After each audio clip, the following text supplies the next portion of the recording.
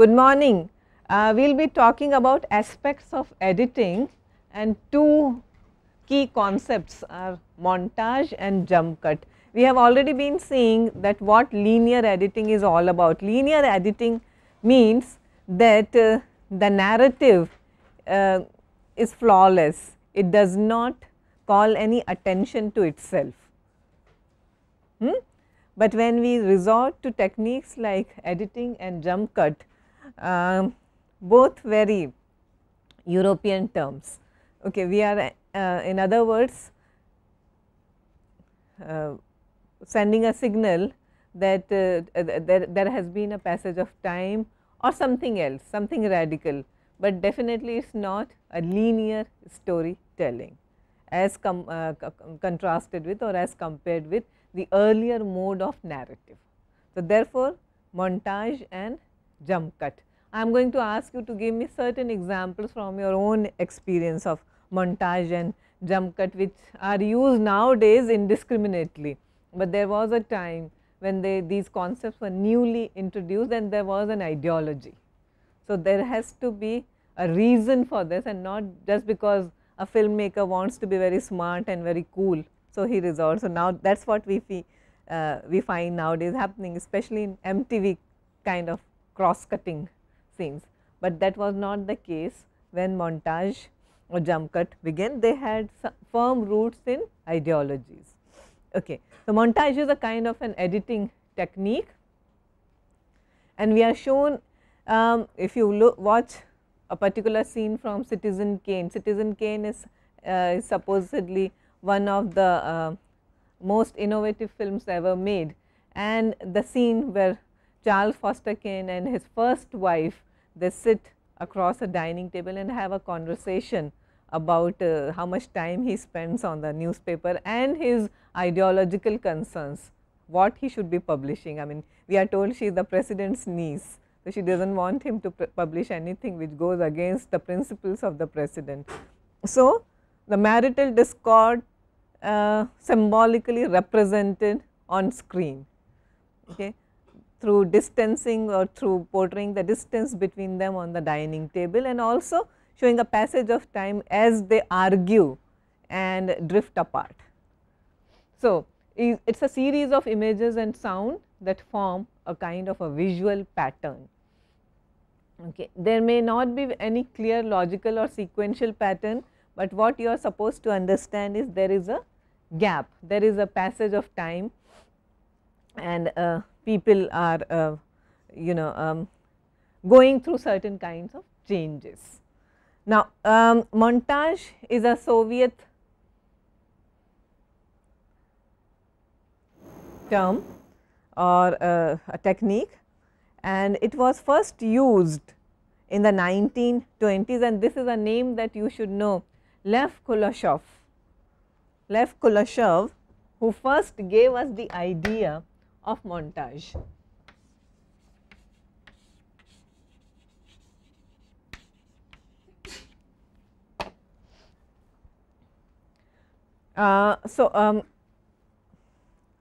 Apart from Lev Kuleshov, his other partner and more definitely better known partner, Sergey Eisenstein. Battleship Potemkin.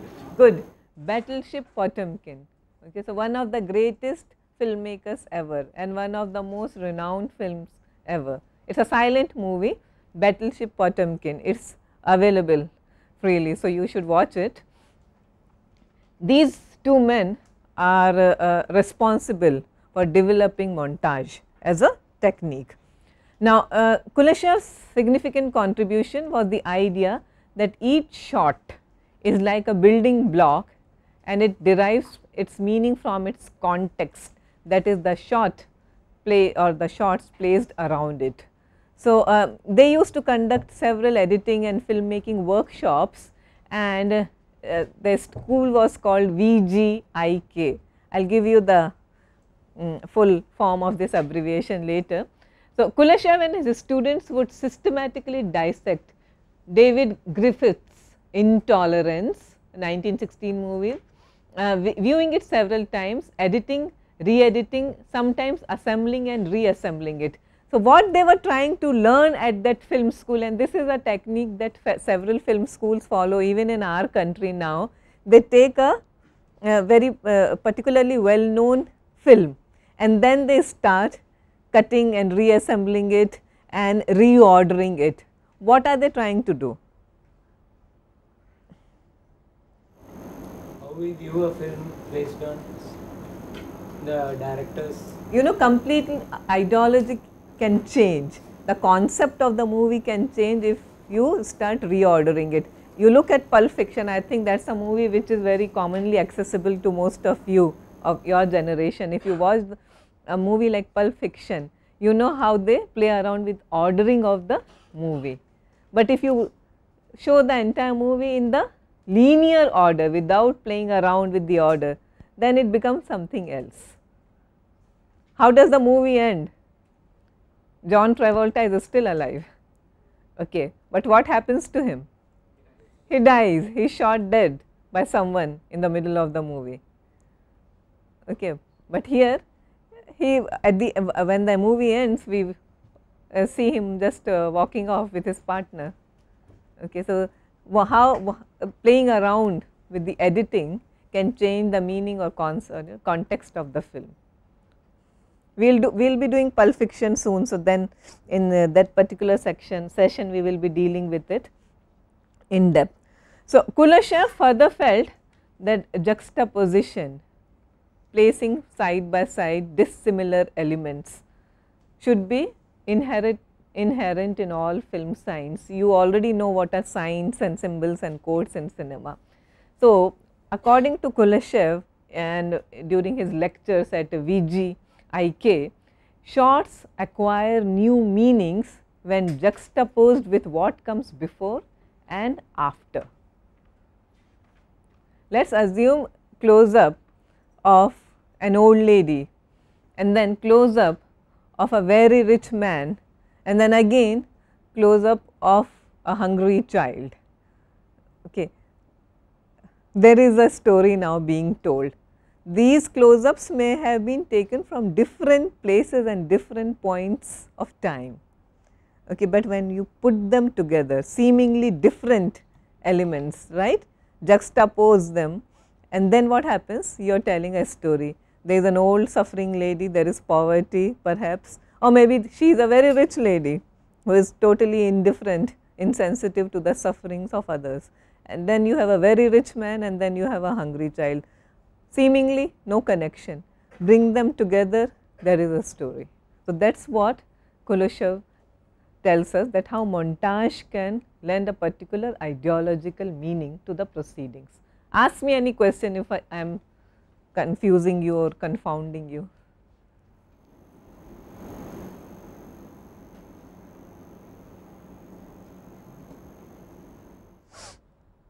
Okay. So, this was known as the Kuleshov effect. What he did, he focused on an actor, Ivan Mozikin, and spliced, he took his close up shot, the actor's close up shot, spliced in shots of a woman lying in a coffin, a little girl with a teddy bear and a bowl of soup. Same actor, same face, okay, and then a sequence of these shots. What shots? Girl with a teddy bear, a woman in a coffin and a bowl of soup. And everyone said what a great actor Ivan Mozikin is. He was not acting at all, it was the same face, same expression. However, people read meanings into those shots because of the way editing was done. Okay, so, editing is because the close up shot of a woman in coffin and the actor's face, Ivan's face. Then a child with a teddy bear, perhaps a hungry child, and the actors, perhaps the father. We have all watched a movie like Children of Paradise, yeah, that Irani movie, sorry, Children of Heaven, yeah. So, we know what a helpless situation the parents are in. Yeah, and then a bowl of soup and again a close up shot of the actor. He was not reacting to anything, Okay, it was just the same close up shot which Kuleshov has taken once and juxtaposed it with all these. Yeah, so what he was trying to do was to communicate a certain idea, a thought, that how editing can change the meaning of the narrative. But see, those were all Soviet communist ideological principles. Nowadays you find montage happening any which way. All right. Collectively it was called creative geography, that is splicing together bits of action from various films and taken from different spaces, countries and regions. So, several shots put together from different films. Today we will call something like this collage, and we talk about Andy Warhol and all those things. Okay. There was a time when all these things were deeply rooted in a certain kind of ideology.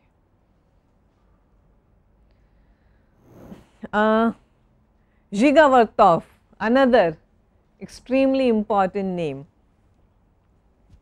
and his movie, silent movie Man with a Movie Camera, 1929, a Russian film, a silent film, and it combines radical politics with cinematic aesthetics.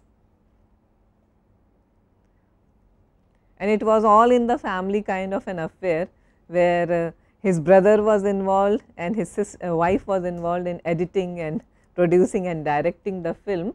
Zhigavartov is the man with the movie camera.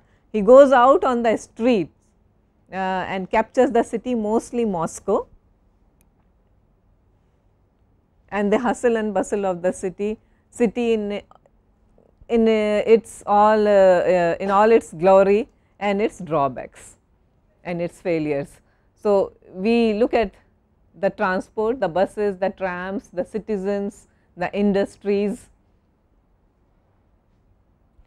It is also one of the most important innovations by way of narrative, because it demonstrated a non-linear narrative form for cinema.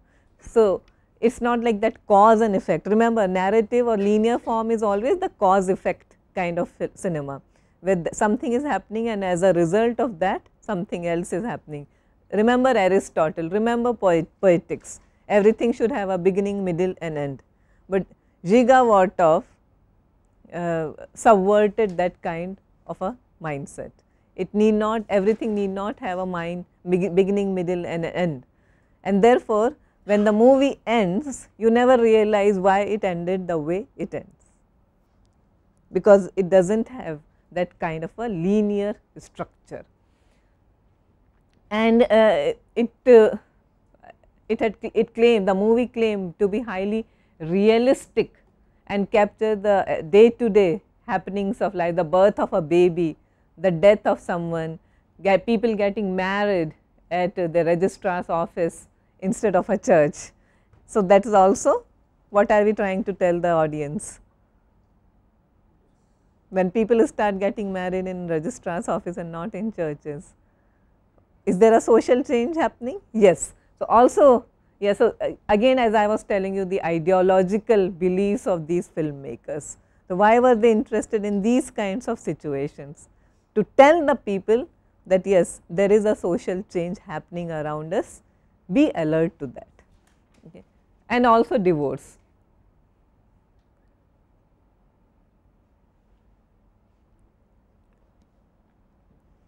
It is an emblematic shot, close up of a magnified eye looking through the camera lens, that is Zhigavartov's eye, okay.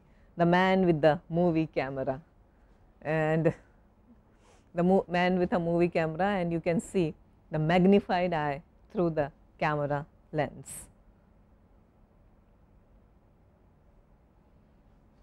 Okay. So, this is also the time when people started getting interested in cities. So, perhaps you are aware of a genre, not exactly genre, but a category of films called the city symphonies. Okay. Paris Je t'aime is a city symphony. New York New York, I Love You, okay, it is a city symphony. Tokyo Stories is a city symphony. Okay. So, Man with a Movie Camera was one of the earliest known films that pay a homage to the city. City in its reality, city the way it exists, not the glorified, glamorous, artificial city of the Hollywood sets. This is the actual city as seen in its day to day life. And he experimented a lot, as we have been talking, by way of editing, including slow motion. Now, today you know how slow motions and when slow motions are used. Okay, so let us not get into that. But Zhiga was one of the first filmmaker to use slow motion. Also, occasionally animation, zoom. What is zoom? What's a zoom? Can you enact zoom for me? You know what's a zoom? No? Yeah. You know. Okay, fine. So, you know zoom. Okay. We will talk about the split screen. What's a split screen? Showing two images of the single scene. Yeah, can you give me some example? Telephone conversation. Okay. If you watch Ocean series, it's used very often, split screen, especially the highest scenes. Yeah, this is happening, and at the same time several other things are happening, and it's all split. So, sometimes you have at least 7 to 8 splits at the same time. Yeah. Okay. Focus, blurring focus and freeze. You remember what's freeze? Image is frozen on screen. Okay. Freeze has for some reason come to be associated with Truffau's 400 Blows. Take this name down. Watch this movie, extremely entertaining, and one of the first movies of the so called French New Wave. Francois Truffaut, 400 Blows. Please watch it. And how he uses the freeze at the end of the film.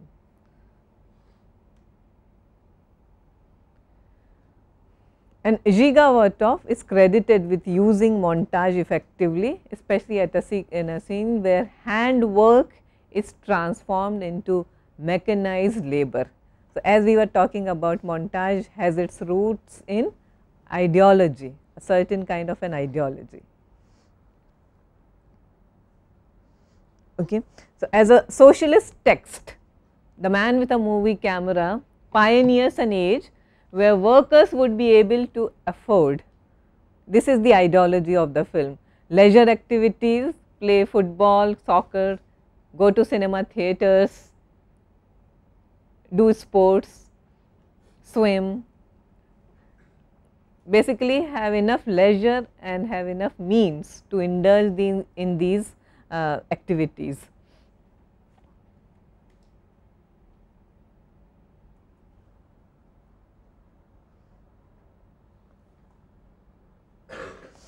Okay. Sergey Eisenstein, another important filmmaker, we have been talking about him, Battleship Potemkin. Eisenstein's dates 1898 to 1948. Russian director of Strike, Battleship Potemkin and October. October is all about what? October Revolution. There was a revolution in October. Which year? 1917. Okay. So, the movie is all about the famous October Revolution of 1917. And Eisenstein articulated the theory of montage and typage using non-professional actors with clear physical traits in representative roles. I do not know, I think recently I did a session on characters, remember? Okay, and we were talking about flat and round characters. So, flat characters are often representative characters. We were talking about how Mr. Bean represents a certain section of the British class, an average eccentric middle class man. Okay. So, he needs to have a physical trait or some the way he dresses, the way he is clothed, the kind of car he drives, okay. All that represents something, a kind of a fits into that category. So, that is what Eisenstein did, took actors who are not really trained actors, therefore, we use the term non-professional actors, but who had certain physical traits which represented certain ideologies or certain kind of people.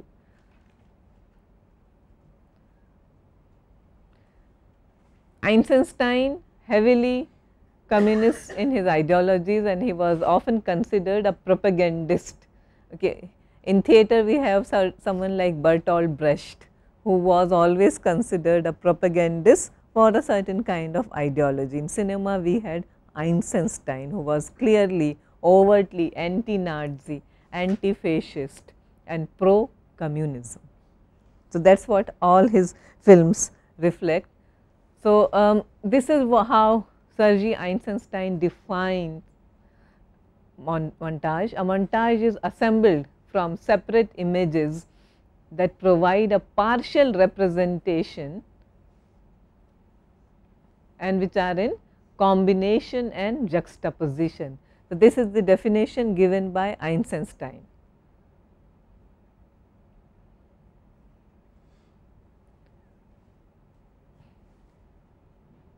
So, Eisenstein necessarily suggests conflict and collision in montage.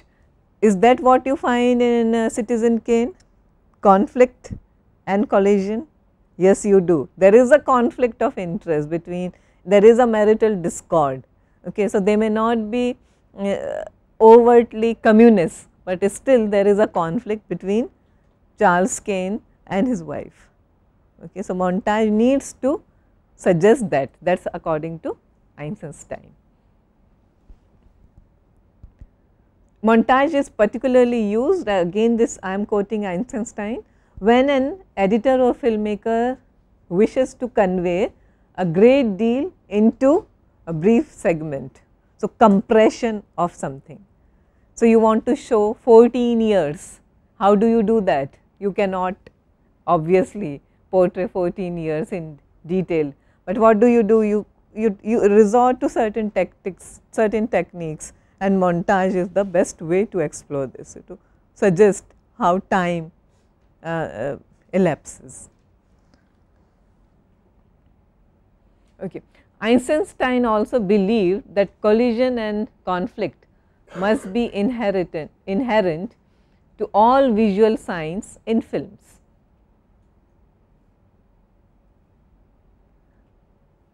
How many of you remember that famous scene from Battleship Potemkin? Odessa steps. The Odessa steps. Are you aware of this? Vijay, are you familiar with a term called Odessa, a scene called Odessa steps? Just take it down, because we won't be able to actually do Battleship Potemkin, but it is a scene called the Odessa steps. Best exemplifies Eisenstein's theory of montage.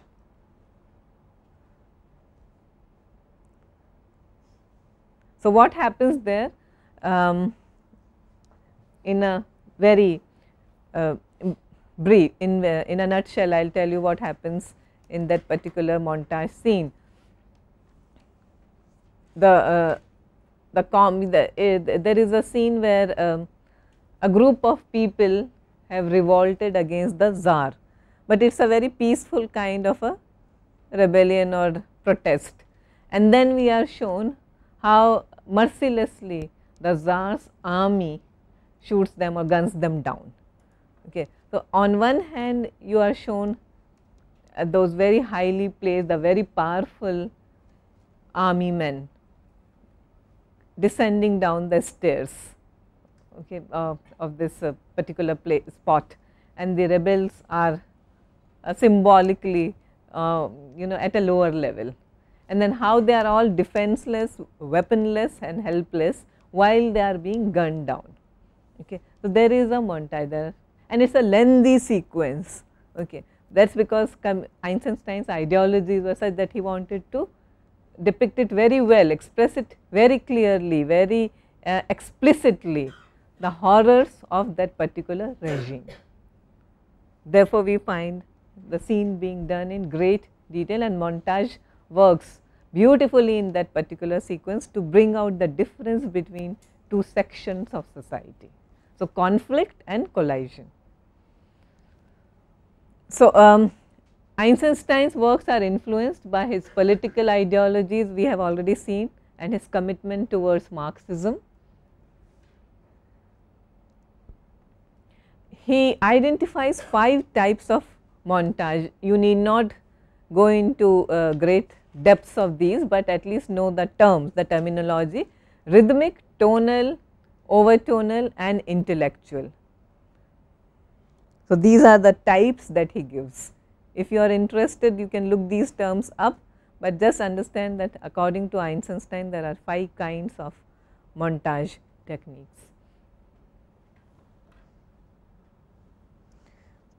Okay, and this is what he comments while talking about the Odessa steps and massacre scene in Battleship Potemkin. Formulation and investigation of the phenomenon of cinema as forms of conflict yield the first possibility of devising a homogeneous system of visual dramaturgy for all general and particular cases of the film problem. That means, it is very important to formulate. We have been talking about these things since the beginning of the these classes. We talk about the grammar of cinema. So, he says it is very important to formulate a certain kind of a language of cinema to express certain ideologies. Okay? Okay, so, this is in short in brief the principles of montage. There is a rapid alteration between shots that you have already understood when you were doing Citizen Kane, representing a kind of conflict. You have fast editing and unusual camera angles.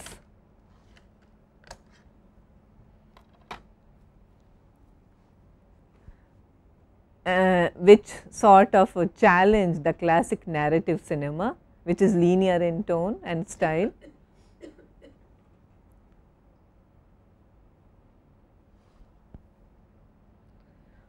Okay. So, editing styles, we have been talking about montage. We will be also discussing jump cut as given to us by the French new wave filmmakers. And all these editing techniques, why are they used? Primarily because the filmmakers invite the audience, the viewers, to read their own meanings in the text, in the film. Classic montage sequences as used in cinema, we have been talking, but Battleship Potemkin, Citizen Kane, again the dining table sequence. The Godfather, which scene? Again the massacre scene, while Michael Corleone is getting his child baptized in a church. What is happening at the other end of, yeah, all his enemies, all his rivals are systematically being shot down, gunned down, and it is a very brutal, very gory scene as juxtaposed with baptism. Okay. So, it brings out the irony very effective, very dramatically, the irony between what this man pretends or claims to be and what he actually is. Rocky, the training montage. Cinema Paradiso. Exactly. You know, at the end, the hero of the film, the protagonist, who is now a renowned filmmaker, he puts together a sequence of famous cinematic kisses.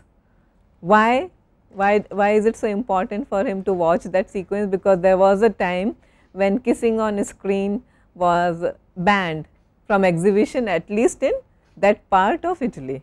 Okay, so, it was thought it is not very appropriate for a family audience to watch. So, what the projectionists would do, they would edit out those scenes, and what this child would do who is so interested in filmmaking, he would collect all those cut out reels, and at the end he makes a montage of his own and watches a sequence, kisses, the immortal, the famous kisses from cinema. Okay, so that's important. That's another interesting example of montage. Now, from montage we go on to any questions or any observation on montage. Can you think of a very effective example?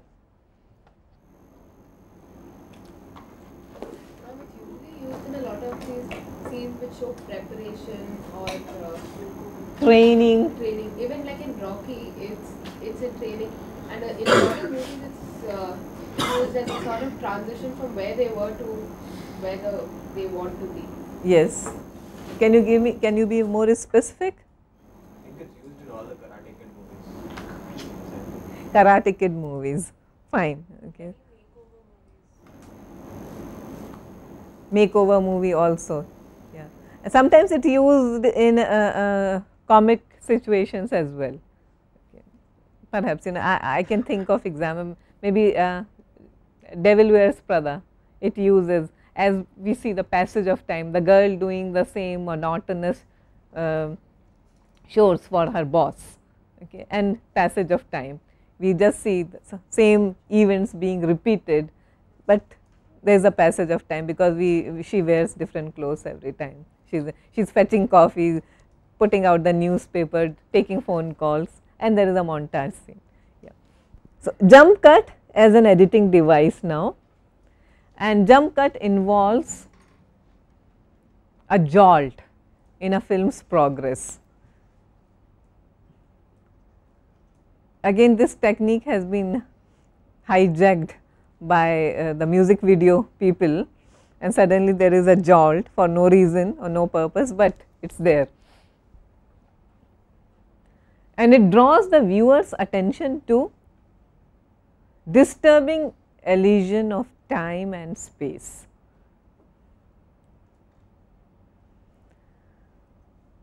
So, what happens is a film might cut abruptly from one location to the next without any attempt to employ those devices or matches of eye line that are essential for continuity.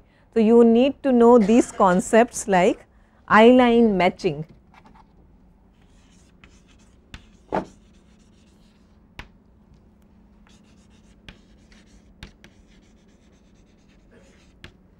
And how this is disrupted or continuity is disrupted by the employment of an editing technique called the jump cut.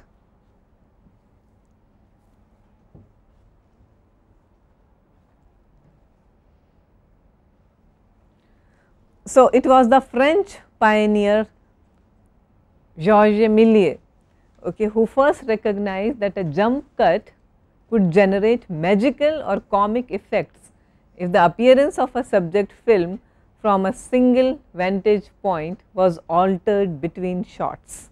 So, he is the man who is credited with introducing the concept of jump cut. Remember, Georges Méliès was almost a contemporary of the pioneers in filmmaking. Who were the pioneers in filmmaking? The which brothers? Lumiere brothers. Are you familiar with the name? These are the pioneers of cinema.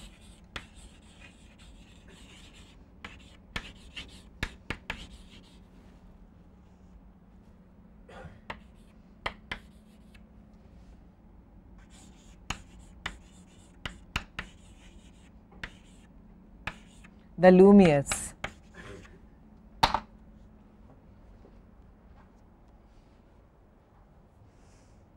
It is believed that the cinema of the Lumiere brothers, you remember which was the very first movie ever being shot?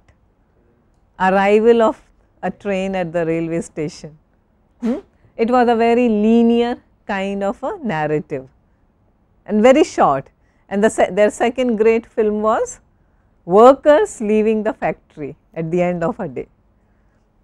So, all very linear films, and editing wise nothing very innovative about that. Of course, they were the very first films ever shot, but then Georges Méliès started experimenting with the technique, and he was the first to give or show us devices like the jump cuts and all, or employed jump cuts. So, usually jump cut as popularized is associated with Jean Godard, but he was not the first to use or think about the possibilities. It is just that he is the most popular person, most well known director to be associated with this technique. And one reason Godard gives is that he was not being extremely radical as a filmmaker, but his film A Bout de Souffle, or Breathless, otherwise known in English to us, is as a finished product. It was a very long movie. He wanted to edit out certain sequences and scenes. So, what he chose was to experiment, and he started cutting the movie within scenes instead of between scenes. So, therefore, you have a very jagged, very edgy kind of an editing style. And if you watch Breathless, you will understand what I am talking about. How many of you are familiar with Breathless? Okay, please watch Breathless, 400 blows. I mean, they are the basics of film studies. So, jump cut went on to influence all these, actually montage and jump cut, deep focus, all these editing techniques, they went on to influence a generation of filmmakers, including Bernardo Bertolucci. Does this name ring a bell? Okay, anything else? More famous? No, that's Victoria. That's the Sita. Okay. Last Last Tango in Paris with Marlon Brando.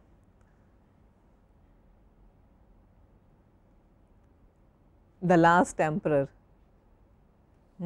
That's another Bertolucci movie.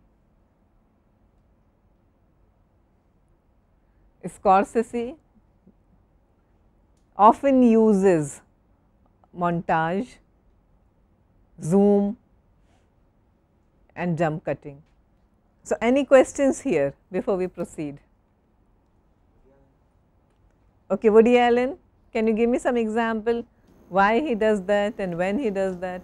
Reconstructing Harry, if you see, as you go into the movie, as the protagonist gets more psychotic, you can see jump cuts and montages. Okay. So, again coming back to our same idea that it reflects a passage of time, a growth in character. Yeah. What Old Boy, this Korean film, is all about? The man is kidnapped and he's locked in a room for 15 years. Yeah. And then all of a sudden he's just released and he wants to find out who locked him and why. Yeah. So, that is the plot, that is the basic plot of Old Boy. A man is one day just picked up from somewhere and he is locked in a small room, and where he is just given the same kind of food every day. All he has is television for company, right? Okay, so, he is aware of what is happening outside this room just by watching, only by watching the television, otherwise he has no access to the real world or outside world. No one talks to him except there is a small opening in the wall of his room from where food is given to him again, because the kidnapper, whoever has imprisoned him, that person wants him to be alive, and he also ensures that this man, the protagonist, he sleeps and eats in time. He is also kept clean. Okay. If you watch the movie, you will understand what are the things, but he spends 15 years of his life in that in that so called forced kind of exile or imprisonment call, and then he decides to free himself, but he doesn't. Okay, it's the person who has actually kidnapped him. He releases him. He controls the entire proceedings. So it's also a deeply philosophical film. Also, as we have been talking about growth of a hero, you know, the rites of passage, the Bildungsroma, all those elements are implicit in Old Boy. Okay, therefore, the title itself is also quite symbolic, Old Boy. So, there is a journey, there is a quest. What is the quest for? What is the quest for? Yeah, the Jason plot, but in the movie, what is the quest for? Why he's been imprisoned. Revenge. He seeks revenge against this someone who he doesn't even know why he was imprisoned in the first place. So, there is a quest for revenge, and there is also quest for truth. Why was he imprisoned at all? So, there is a point in the movie where he comes face to face with the person who kidnapped him, but he does not kill him. The so called villain, he says okay, fine, go ahead, you can kill me if you want. He puts the gun on his head and he said, it does not matter to me even if you kill me, but then all your 15 years gone down the drain, you will never know why I did what I did to you. So, it is not just revenge, it is also a quest for truth. So, there is a journey happening there, okay. A very deep, very philosophical, one of the greatest movies of contemporary cinema. There is montage and split screen. Okay. Split screen is very obvious, and what role does montage play here? Passage of time. Passage of time. And what are the, how does the filmmaker denote this passage of time? Events, major events, world events, international events of significance. Some of the, you watch Princess Diana getting married, Prince Charles, okay, all these things happening within a certain period of time. Okay, the World Cup football, the Korean crisis, anything else? The World Trade Center blown up. Okay. So, all these major events, and this is the way he keeps track of time. Okay. Any other comments you would like to make about montage?